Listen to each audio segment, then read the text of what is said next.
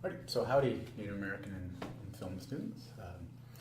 John and I had talked about trying to arrange a Skype session with you guys with a friend of mine, Chris, who's more of an expert on spaghetti westerns than I am. In fact, I would actually say that my interest in spaghetti westerns really comes from my friendship with Chris, but he was unfortunately not able to make the arrangements, so I'm going to give you a little bit of an introduction to the genre.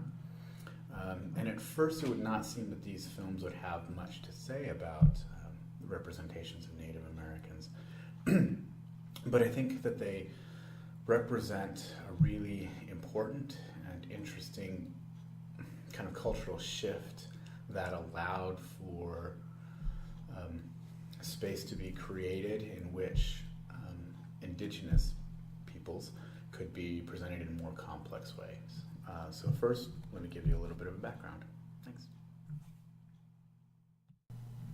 So spaghetti westerns are a subgenre of the western that really challenged the American frontier mythos. They got their name because many of them were shot by Italian directors and crews and featured Italian actors, although some American actors like Clint Eastwood and Lee Van Cleef starred in and made their names in these films. Originally, the name was dismissive, but as the films became more accepted, this dismissiveness wore off.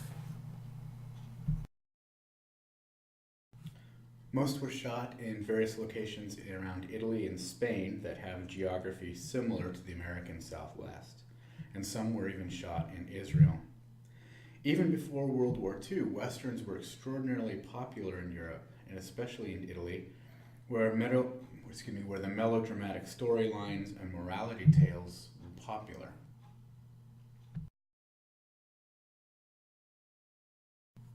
American westerns presented a world of clear-cut heroes, often wearing white hats, and villains, often wearing black hats. Some suggest that the moral authority of the Catholic Church, centered in Rome, of course, gave a kind of cultural sanction to this pattern. World War II pretty much dismantled this moralistic worldview. In 1943, Italian dictator Benito Mussolini was deposed briefly, but was propped up again by Nazi Germany as the leader of a fascist northern Italian state.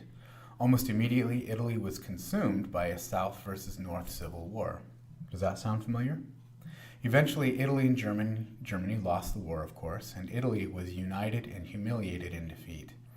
After the failure of Mussolini's fascist government, there was fierce cultural conflict of political ideology. Some still supported fascism, others supported various forms of socialism, including social democracy or communism. Others wanted a more American-style blend of capitalist-driven representative government. Eventually, a right-leaning republic was formed. Many of the country's intellectuals and artists supported a more left-leaning socialist vision and pointed out that socialists were among the most committed fighters against fascism and Nazism. They felt betrayed by the government and society at large. Many post-war Italian films, including spaghetti westerns, can be seen as a cultural, artistic expression of this sense of betrayal. Spaghetti westerns were produced primarily from the mid-60s through the 70s and tended to be either overtly political or vaguely apolitical, meaning they simply expressed skepticism and doubt about existing political structures. Sergio Leone, pictured here, quickly established himself as the premier director of this style.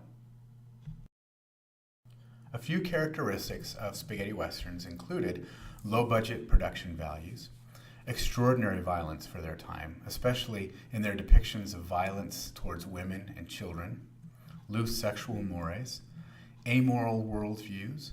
The heroes were deeply flawed and sometimes indistinguishable almost from the villains, and traditional figures of authority and virtue were corrupt and violent. Pessimism towards traditional institutions of authority, government, religion, etc. Extreme self versus society conflicts, and unusual music that incorporated gunshots, whistling, and whip cracks, calling attention to the violence of the Western frontier myth. The violent nature of the films sprang from the extraordinary violence Italy experienced during World War II and during the post-war years as organized crime flourished. Many Italians had become very pessimistic about traditional power relations. Some film critics suggest that this pessimism and recent violent past pushed filmmakers to rethink the violence inherent in Westerns, to rethink the violence inherent in the Euro-American vision of the world as a kind of resource base for the taking.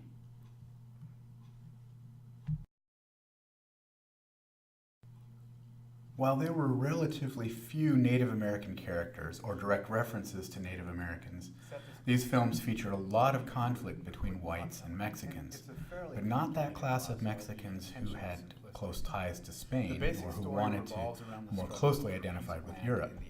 The Mexicans of the spaghetti westerns were usually from the lower classes, the ones with more indigenous ties. The woman you will see in the clip has married a man. In many of these films, it can be hard to tell when he has gone back to property to wait for her, challenging train baron and his main henchman, Frank, want to take the land to control the railroads in the territory.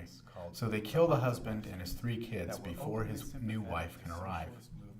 In this clip, Frank is the man dressed in black. There are 2 other male characters of note. The one we see shaving is named Cheyenne, a career criminal from the region. The other is simply known as Harmonica. His name is never given. These 2 men start off as moderate rivals, but become allies when they recognize that Frank is trying to take advantage of Jill and intends to eventually kill her. After killing the train baron and picking off Frank's men, they have eventually forced a showdown between Frank and Harmonica. Throughout the film, Harmonica has been an extremely morally ambiguous character, killing 5 of Frank's men and refusing to give any information about himself. As you watch the scene, look for signs of racial... Hopefully, you notice that Harmonica is presented as an indigenous Mexican, so this scene represents a kind of revenge of an indigenous figure, a fighting back against white nationalist violence and mythology. Not a Native American as we might normally think of them, but an indigenous figure nonetheless. Throughout the film, Sergio Leone, the director, acknowledges the multiracial and multi-ethnic nature of the West. The producers are grateful to the Navajo Tribal Council for their hospitality in their territories in Arizona and Utah, a sentiment not expressed in traditional American Westerns, an acknowledgement of tribal sovereignty.